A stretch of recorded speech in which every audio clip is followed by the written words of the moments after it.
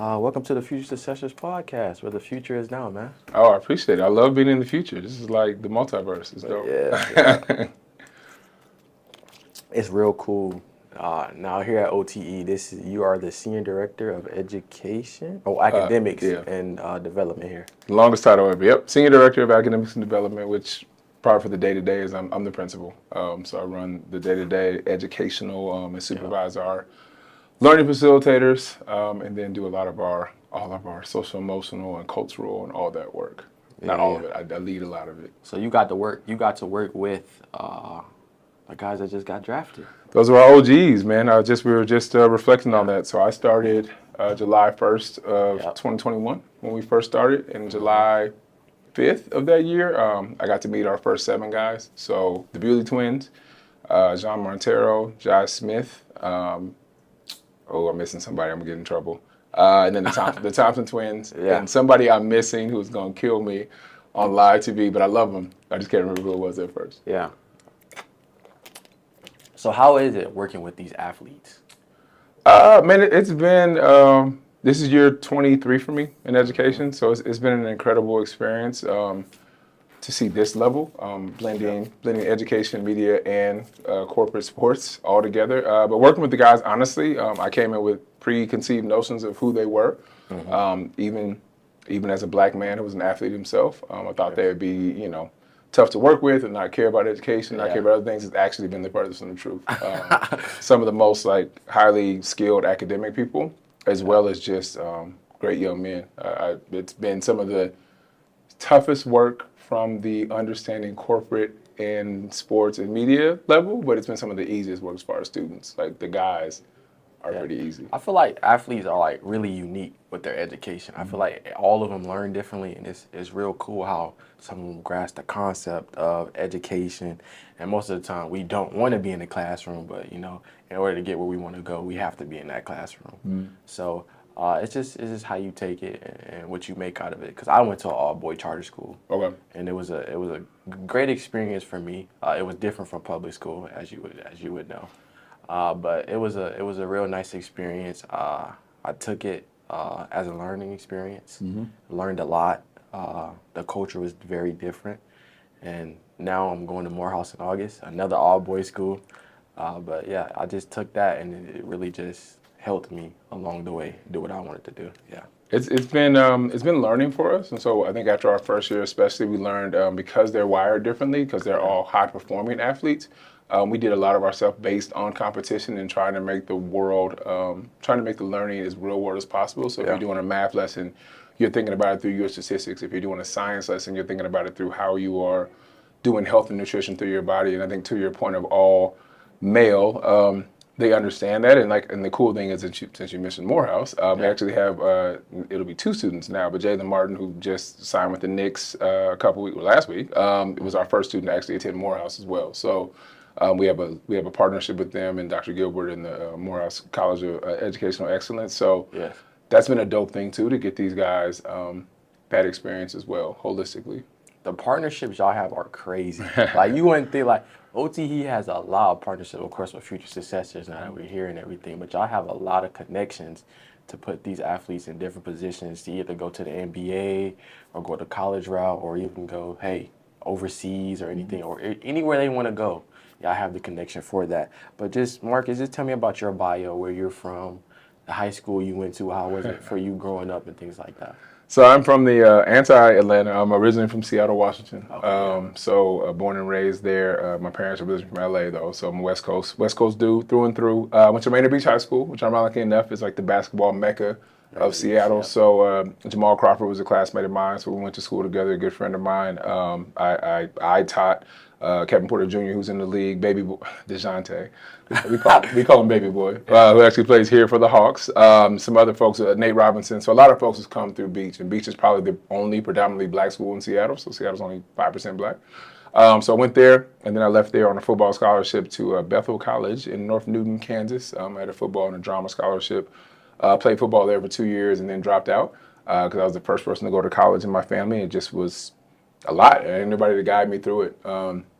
So then spent a couple years working, worked at Nike for a little bit and just was doing retail, and then met a good buddy because my life always comes full circle, who ended up becoming my frat brother, who got me back into school. So I ended up going to the University of Washington and graduating with a degree in political science and psychology, which is what got me into education in a backwards route.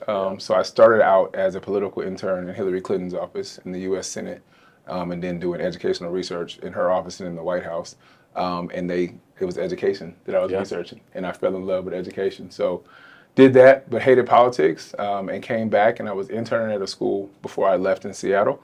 And I had my psychology degree, and literally as I walked in, the counselor had just quit. She walked out, and I became the school counselor like a week later. Like that. It's how my life has usually worked out.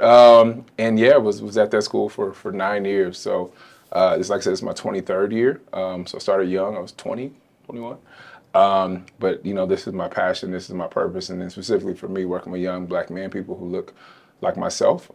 As a lot of those times in my career, I've been the lonely only black person in those spaces, and especially as a male, we don't dominate a lot of the educational spaces, and so it's just been a passion. But I've been in Atlanta now for 5 years, and like I said, been with OTE since the beginning, so it's been good.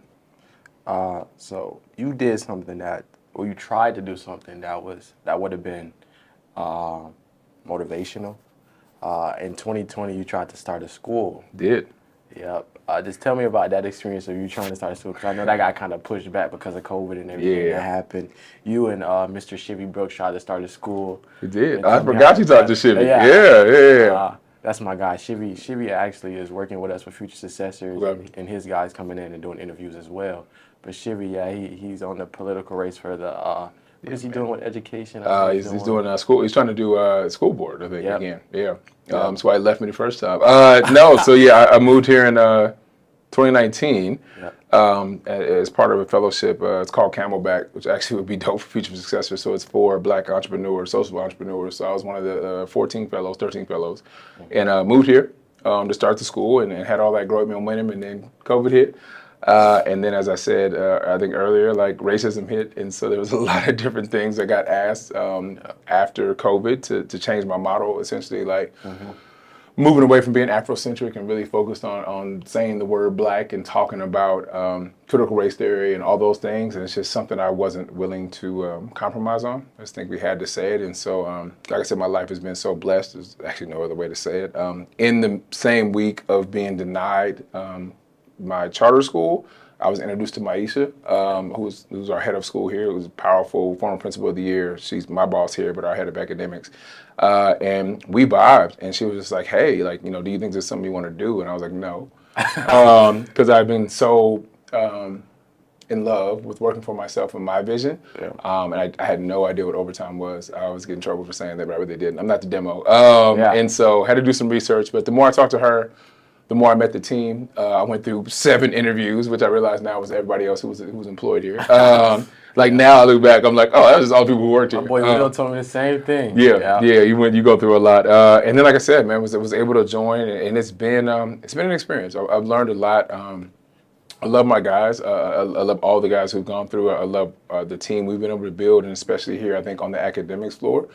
The whole organization, but I will take great pride in what we've done on the second floor, which is, I think, to your question earlier, is we've gotten to help them and others see that they're more than just basketball players, to see the humanity in them and to see the other possibilities connected to, I steal this from Maisha, she says it all the time, like our goal is to get you to and through life, not just to and through basketball. And so we do that through our values, and I lead unapologetic we would love. I think it's radical for a black man to say that. So they know first, I have a tattoo on my arm, right? Like, you know, it's first thing out the gate is going to be love. And then we're going to go from there. Yeah, so the narrative is, oh, these guys don't go to school. Oh, I hate it. These guys, they just come out here and they play basketball and I just watch them. They all on the YouTube highlight clip. They don't do no schoolwork.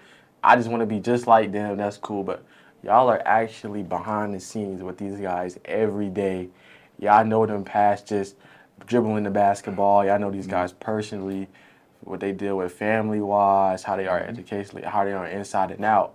And that having a relationship with those guys are very important, because that's how you know who you're dealing with. And teachers are underappreciated a lot of times, because the teacher is the the second parent for the most part. Because when they come here, their mom is not here with them. So y'all have to train them through these different obstacles and tests that they have and get them ready, like you said, for the league and for the world in general. Because, you know, these are still young guys. You know, they're still learning a lot of different things. But tell me the extra sauce for your job, the job that you do, the extra sauce behind the grind and getting these guys where they need to be, the hard work that you do, the extra sauce beyond that in your job. I would say holding them accountable. So affirmation and accountability are like my big two things. So to your point, we really get to know who they are. There is an unofficial but official no basketball policy up here. So you know, there's rarely a ball up here. And if there is, I'm gonna tell you stop dribbling in my hall. I want them to show up as them. So when we first meet them, usually Maisha and I are the first to meet them, and I say, I don't care if you're a great basketball player. I want you to be a great man. And so I think the sauce is it's a little bit everything's intentional, but some of it's by accident in the sense of, so right now we're filming when we're filming, and we won't see a game until November, October. I'm planning, you know, I'm currently planning for the next year with my team, but we don't see them play basketball until, as the academics team, we don't see them play basketball until like 3 months after we've met them. So we just meet them. So I always tell a story about Devontae Cobbs, who's been with us from jump. And like Tez is just real chill. I call him OG. I call him Tez is super chill, super laid back. Like, you know, when he first started here at school was like really not fully engaged, completely turned that around. I'm so proud of him. Like I tear up just thinking about his story. But at the time was completely unengaged and would be asleep. You know, I had to wake him up. We would fuss every day. And then the first game came. And I'm just happened to be standing next to his mom. And this dude's diving over the bench and like, yeah, let's go. And I'm like, who's that? And his mom's like, you didn't know he's an energy guy? I was like, I got to check his post every day. Like, we just see a different version. And then I think it's also like, I think about, before we started doing this, I just was having a conversation with our communications team and laughing about the twins, the Thompson twins. And I'm so proud of them, so happy for them. I was just texting them earlier. But thinking about, we did a tuxedo shoot 2 years ago, had them all dressed up because I wanted them to see themselves in a different light. Yeah. And they were so tough. They were like, we don't dress up. Like, all we do is wear shorts and boots. Like, so I literally was having to argue with them to put on tuxes. And now they're at the NBA draft. Yeah, they're not this swagged out. Yeah. And I literally texted them that night, and I was like, oh, so like American Express. I'm like, oh, well, with me, who's supposed to be your guy? But, you know, like, and it's all joking to me, but it's like, I think the secret sauce is we take the time to really get to know them. If you ask me about every player who's walked through here, even our guys who were never in school, my whole team and myself, we have a relationship. I mean, it's not just texting them, but it's in the tough moments. And I tell them all the time, I'm going to love you enough to tell you the truth. So you can be mad if you want, you know, like, and as much as I throw it away, I don't need no 19-year-old friends. Yeah. So I'm gonna love you enough to tell you as a man, the way I wish a man would have, not I wish, but the way I would hope other men would show up for other young men, is I'm gonna love you. And if I'm wrong, I'm wrong. I mean, I think the good thing that our team is with too, like, we've made mistakes, so we own it. So it's like, I think as adults, that's important. But you're like, man, I remember a day for me, my aunt had passed, and if you're asking me for the technical parts of the sauce, 3 days a week we do what's called huddle. It's kind of like our motivational piece. 2 days I lead, 1 day the guys lead. So Wednesdays they lead it, and that's actually been the best. Low key, I hate to say that out loud, but like, as much as I've been doing this, theirs have been amazing. But there was one day I was leading, and my aunt had died that morning, and I was like trying to be motivational. Like in the middle, I was like, guys, I don't got it. Yeah. Like I'm on the verge of like tears. I'm doing, and it was so dope because one of our guys, Tudor, was like, I got it, Mr. Marcus, and like, you know, like, and for me, that's the amazing sauce and the safe space we can have with those guys is how can we create those spaces in which they feel safe to lead, they feel safe to be themselves, and I think it's just like I said, it's very intentional. Our team is amazing, hands down. It's not just me. Our learning facilitators who do the work every single day are the ones who are in the grind. I just get to lead it and kind of be there with it. So. I think the sauce is just authenticity and being there when they succeed, but also being there when they fail.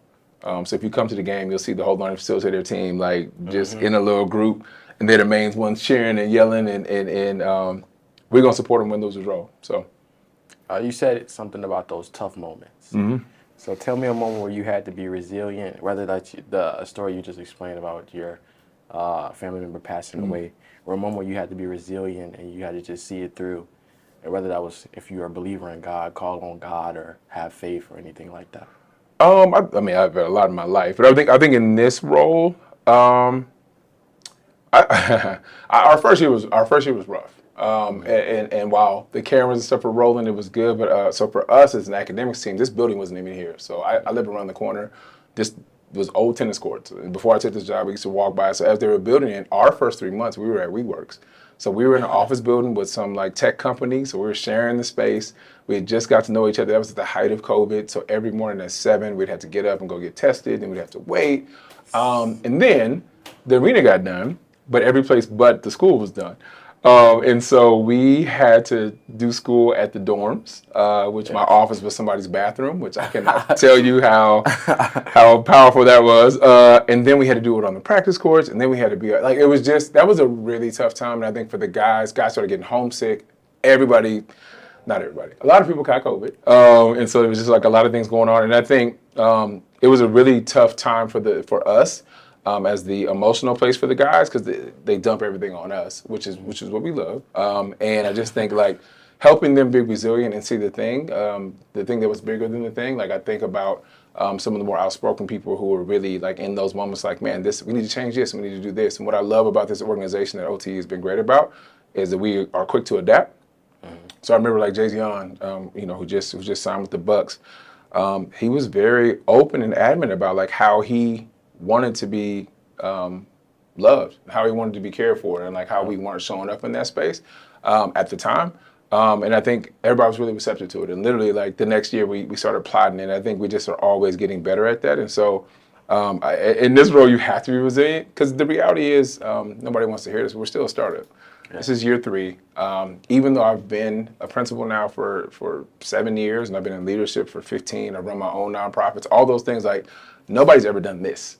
Yeah. There's an IMG that does, a basketball academy. No. There's places that do media. Nobody does this. So there's nobody I can call and be like, hey, so what do you do when you have an Amazon documentary filming you and the kids related? Like there's no, or what do you do when it's NBA Pro Day? Like I've never experienced that. Like what do you do when what do you do when Shaq walks through the hall in the middle of class? Right, and like just stops everything. Like that is things I never thought I would be experienced. Or even right before this, we were talking about we're going to China in a few weeks, and it was like somebody was like, "Oh, are you excited to go to China?" I was like, "Didn't even know I was going."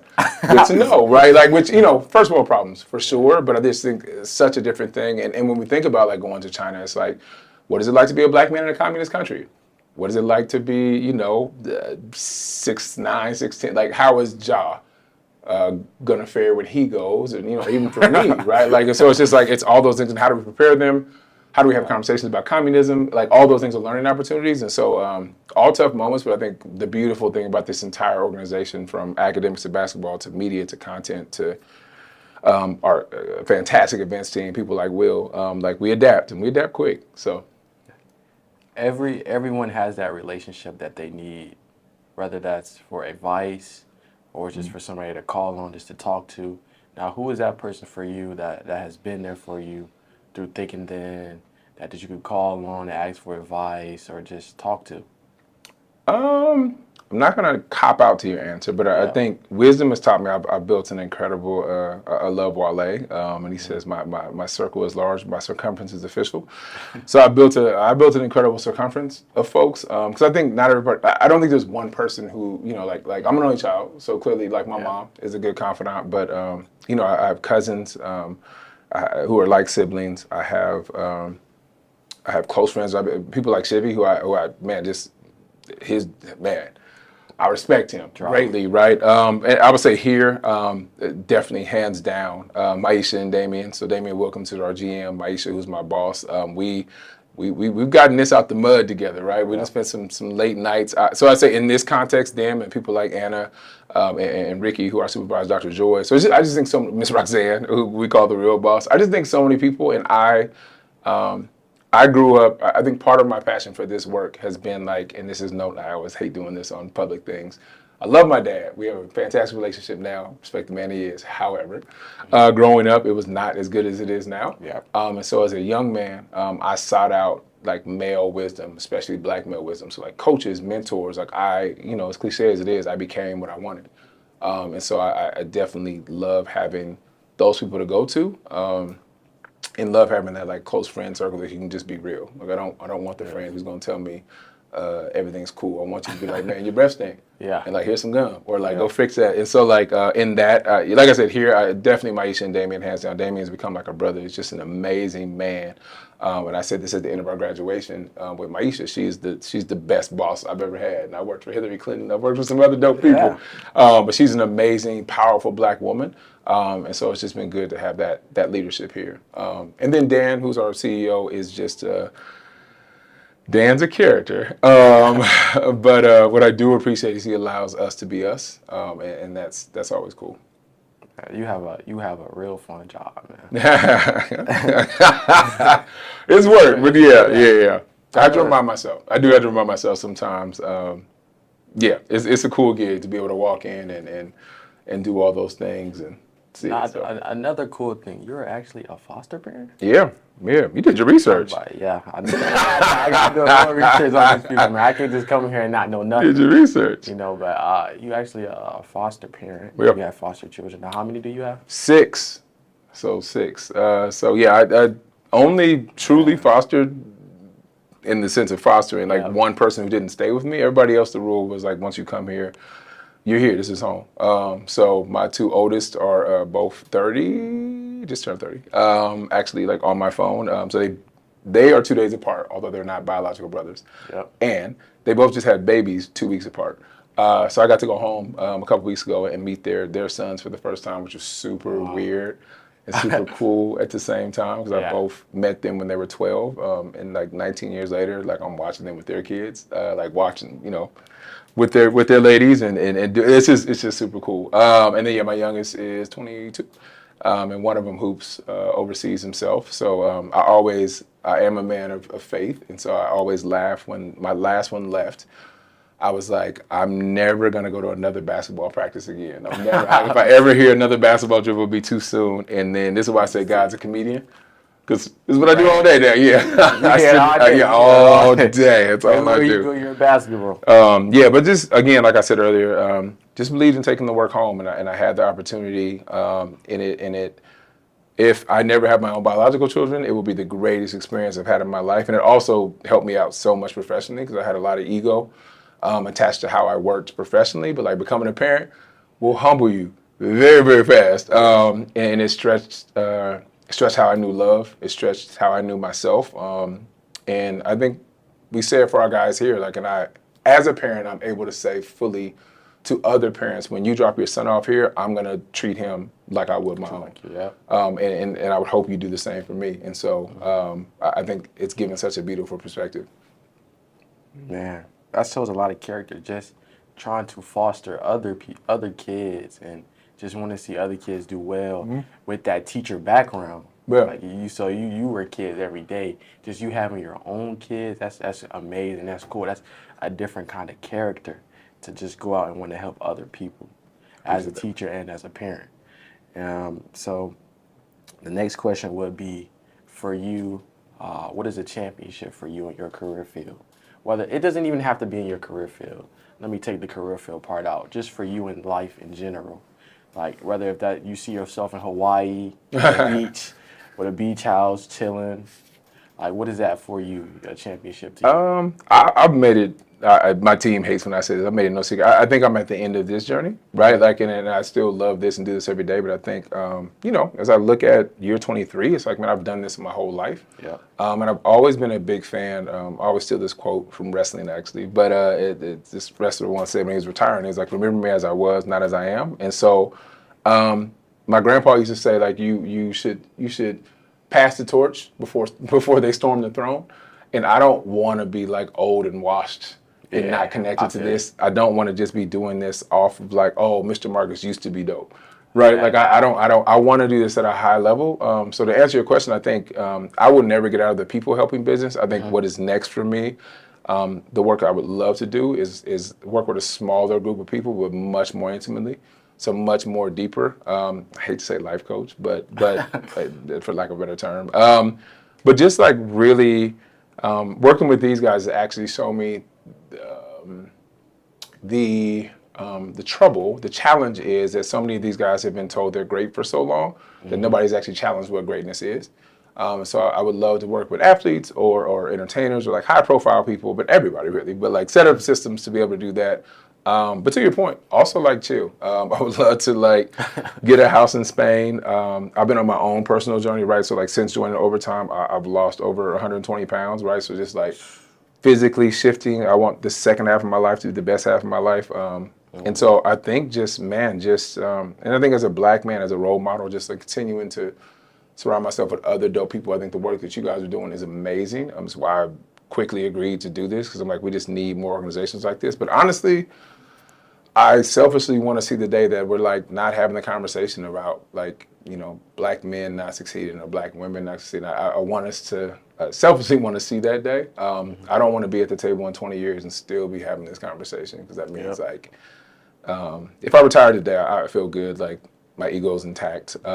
But also I just want to do deeper and better work, man, and help people honestly just love themselves as I continue to try to love myself. Like, just do that work. But I'll chill. Now listen, I ain't got no problem chilling. Atlanta's home though. Atlanta will be home for a minute. I tell people all the time, actually my major ambition, I would love to be like the male Oprah. I want that level of influence and authority to be able to be like, you know, if Oprah tell you that KFC chicken is good, it's sold out the next day. And I want to be able to be like, man, donate to FutureSuccessors, and the next day y'all got $1 billion in revenue. You know, like that's influence to me. That's power. The things that Tyler Perry is doing here, whether you like him or not, or whatever, you know, you can hate it, love it, whatever. But it's like he's built an infrastructure of just incredible stuff, and I want to be at that table, or I want to create that table. So one of those two. Man, this is deep. So out of all the interviews I've done, I've never had somebody go this deep. Like the energy that you brought, the creativeness, your mindset. You said stuff I ain't never heard of in my life. I've been here for 18 years. You just said some stuff I've never heard of. Man, I just appreciate you coming, man. I mean, that's all I got for you, man. That was Appreciate it, man. Real nice, man. Thank you. Thanks for joining the FutureSuccessors podcast, where the future is now. Thank you, Marcus, for coming, man. And that's it for this episode. Thank y'all for having me.